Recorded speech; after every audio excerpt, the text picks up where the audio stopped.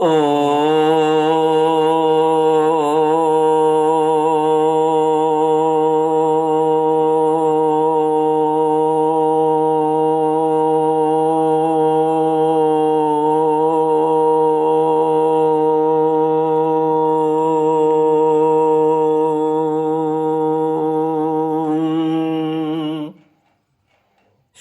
गुरुचरण कमलेभ्यो नमः।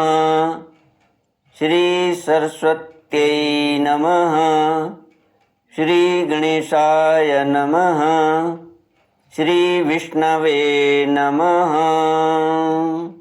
श्री कृष्ण गोविंद हरे मुरारे, हे नाथ नारायण वासुदेव। श्री कृष्ण गोविंद हरे मुरारे, हे नाथ नारायण वासुदेव। हे नाथ नारायण वासुदेव, हे नाथ नारायण वासुदेव। श्री कृष्ण गोविंद हरे मुरारे, हे नाथ नारायण वासुदेव। ओम नमो भगवते वासुदेवाय। ओम नमो भगवते वासुदेवाय। कृष्णाय वासुदेवाय हरये परमात्मने प्रणतक्लेशनाशाय गोविन्दाय नमो नमः। सच्चिदानन्दरूपाय विश्वोत्पत्त्यादिहेतवे तापत्रयविनाशाय श्रीकृष्णाय वयं नमः। सच्चित आनंद स्वरूप परमात्मा जो सृष्टि के उत्पत्ति, पालन और श्रृंगार करता है तथा जीवों के आध्यात्मिक, आदि दैविक, आदि भौतिक तापों को नष्ट करने वाले हैं, अर्थात जीवों के मानसिक, शारीरिक और भौतिक दुखों को दूर करने वाले हैं, उन श्री कृष्ण भगवान को हम नमस्कार करते हैं। श्री कृष्ण गोविंद हरे मुरारे, हे नाथ नारायण वासुदेव। श्रीमद् भागवत तृतीय स्कंद अथाष्टादशोऽध्यायः। मैत्रेय उवाच तदेवमाकर्ण्य जलेशभाषितं महामनास्तद्विगण्य दुर्मदः हरेर्विदित्वा गतिमङ्गनारदात् रसातलं निर्विवीशे त्वरान्वितः। श्रीमद् भागवत तीसरा स्कंद 18वां अध्याय। हिरण्याक्ष के साथ वाराह भगवान का युद्ध। श्री मैत्रेय जी ने कहा, तात वरुण जी की यह बात सुनकर वह मदोन्मत्त दैत्य बड़ा प्रसन्न हुआ। उसने उनके इस कथन पर कि तू उनके हाथ से मारा जाएगा कुछ भी ध्यान नहीं दिया और चट नारद जी से श्री हरि का पता लगाकर रसातल में पहुंच गया। वहाँ उसने विश्व विजयी वराह भगवान को अपनी दाढ़ों की नोक पर पृथ्वी को ऊपर की ओर ले जाते हुए देखा। वे अपने लाल लाल चमकीले नेत्रों से उनके तेज को हरे लेते थे। उन्हें देखकर वह खिलखिला कर हंस पड़ा और बोला, अरे यह जंगली पशु यहाँ जल में कहाँ से आया? फिर वराह भगवान ने फिर बारह भगवान से कहा, अरे ना समझ, इधर आ, इस पृथ्वी को छोड़ दे। इसे विश्व विधाता ब्रह्मा जी ने हम रसातल वासियों के हवाले कर दिया है। रे शूकर रूपधारी सुराधम, मेरे देखते देखते तू इसे लेकर कुशल पूर्वक नहीं जा सकता। तू माया से लुक छिप कर ही दैत्यों को जीत लेता और मार डालता है। क्या इसी से हमारे शत्रुओं ने हमारा नाश कराने के लिए तुझे पाला है? मूढ़, तेरा बल तो योग माया ही है और कोई पुरुषार्थ तुझ में थोड़ी ही है। आज तुझे समाप्त कर मैं अपने बंधुओं का शोक दूर करूंगा।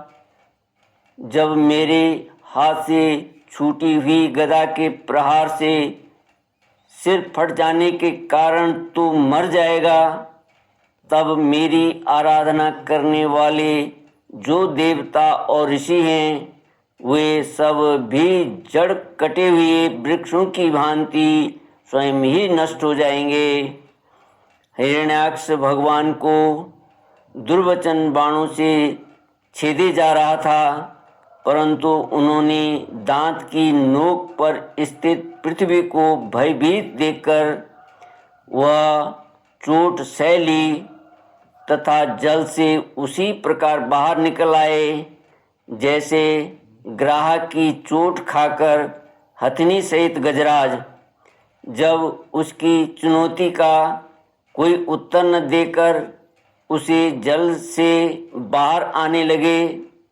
जब वे जल से बाहर आने लगे तब ग्राह जैसे गज का पीछा करता है उसी प्रकार पीले केश और तीखी दाढ़ों वाले उस दैत्य ने उनका पीछा किया तथा वज्र के समान कड़क कर वह कहने लगा, तुझे भागने में लज्जा नहीं आती? सच है, असत पुरुषों के लिए कौन सा काम न करने योग्य है। भगवान ने पृथ्वी को ले जाकर जल के ऊपर व्यवहार योग्य स्थान में स्थित कर दिया और उसमें अपनी आधार शक्ति का संचार किया। उस समय हिरण्याक्ष के सामने ही ब्रह्मा जी ने उनकी स्तुति की और देवताओं ने फूल बरसाए। तब श्री हरि ने बड़ी भारी गदा लिए अपने पीछे आ रहे हिरण्याक्ष से, जो सोने के आभूषण और अद्भुत कवच धारण किए था तथा अपने कटु वाक्यों से उन्हें निरंतर मर्माहत कर रहा था, अत्यंत क्रोध पूर्वक हंसते हुए कहा। श्री भगवान ने कहा, अरे सचमुच ही हम जंगली जीव हैं जो तुझ जैसे ग्राम सिंहों कुत्तों को ढूंढते फिरते हैं। दुष्ट वीर पुरुष तुझ जैसे मृत्यु पाश में बंधे हुए अभागे जीवों की आत्मशलाघा पर ध्यान नहीं देते। हाँ, हम रसातल वासियों की धरोहर चुराकर और लज्जा छोड़कर तेरी गदा के भय से यहाँ भाग आए हैं। हम में ऐसी सामर्थ्य ही कहाँ कि तेरे जैसे अद्वितीय वीर के सामने युद्ध में ठहर सकें। फिर भी हम जैसे तैसे तेरे सामने खड़े हैं। तुझ जैसे बलवानों से वैर बांधकर हम जा भी कहाँ सकते हैं। तू पैदल वीरों का सरदार है, इसलिए अब निशंक होकर अधेड़ बुन छोड़कर हमारा अनिष्ट करने का प्रयत्न कर और हमें मारकर अपने भाई बंधुओं के आंसू पोंछ। अब इसमें देर न कर। जो अपनी प्रतिज्ञा का पालन नहीं करता वह असभ्य है, भले आदमियों में बैठने लायक नहीं है। श्री कृष्ण गोविंद हरि मुरारे, हे नाथ नारायण वासुदेव। मैत्री जी कहते हैं, विदुर जी, जब भगवान ने रोष से उस दैत्य का इस प्रकार खूब उपहास और तिरस्कार किया, तब वह पकड़कर खिलाए जाते हुए सर्प के समान क्रोध से तिलमिला उठा। वह खींचकर लंबी लंबी सांसें लेने लगा। उसकी इंद्रियां क्रोध से क्षुब्ध हो उठीं और उस दुष्ट दैत्य ने बड़े वेग से लपक कर भगवान पर गदा का प्रहार किया, किंतु भगवान ने अपनी छाती पर चलाई हुई शत्रु की गदा के प्रहार को कुछ टेढ़े होकर बचा लिया। ठीक वैसे ही जैसे योग सिद्ध पुरुष मृत्यु के आक्रमण से अपने को बचा लेता है। फिर जब वह क्रोध से होठ चबाता अपनी गदा लेकर बार बार घुमाने लगा, तब श्री हरि कुपित होकर बड़े वेग से उसकी ओर झपटे। सौम्य स्वभाव विदुर जी, तब प्रभु ने शत्रु की दाईं बाहों पर गदा की चोट की, किंतु गदा युद्ध में कुशल हिरण्याक्ष ने उसे बीच में ही अपनी गदा पर ले लिया। इस प्रकार श्री हरि और हिरण्याक्ष एक दूसरे को जीतने की इच्छा से अत्यंत क्रुद्ध होकर आपस में अपनी भारी गदाओं से प्रहार करने लगे। उस समय उन दोनों में ही जीतने की होड़ लग गई। दोनों के ही अंग गदाओं की चोट से घायल हो गए थे। अपने अंगों के घावों से बहने वाले रुधिर की गंध से दोनों का ही क्रोध बढ़ रहा था और वे दोनों ही तरह तरह के पैंतरे बदल रहे थे। इस प्रकार गौ के लिए आपस में लड़ने वाले दो सांडों के समान उन दोनों में एक दूसरे को जीतने की इच्छा से बड़ा भयंकर युद्ध हुआ। विदुर जी, जब इस प्रकार हिरण्याक्ष और माया से वराह रूप धारण करने वाले भगवान यज्ञ मूर्ति पृथ्वी के लिए द्वेष बांधकर युद्ध करने लगे, तब उसे देखने के लिए वहाँ ऋषियों के सहित ब्रह्मा जी आए। वे हजारों ऋषियों से घिरे हुए थे।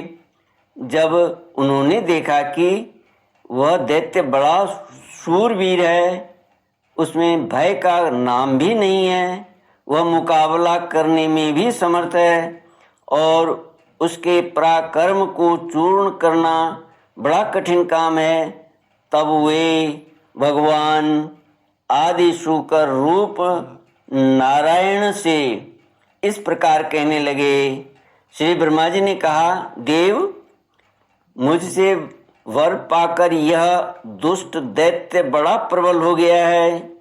इस समय यह आपके चरणों की शरण में रहने वाले देवताओं, ब्राह्मणों, गौओं तथा अन्य निरपराध जीवों को बहुत ही हानि पहुंचाने वाला, दुखदायी और भयप्रद हो रहा है। इसकी जोड़ का और कोई योद्धा नहीं है, इसलिए यह महाकंटक अपना मुकाबला करने वाले वीर की खोज में समस्त लोकों में घूम रहा है। यह दुष्ट बड़ा ही मायावी, घमंडी और निरंकुश है। बच्चा जिस प्रकार क्रुद्ध हुए सांप से खेलता है, वैसे ही आप इससे खिलवाड़ न करें।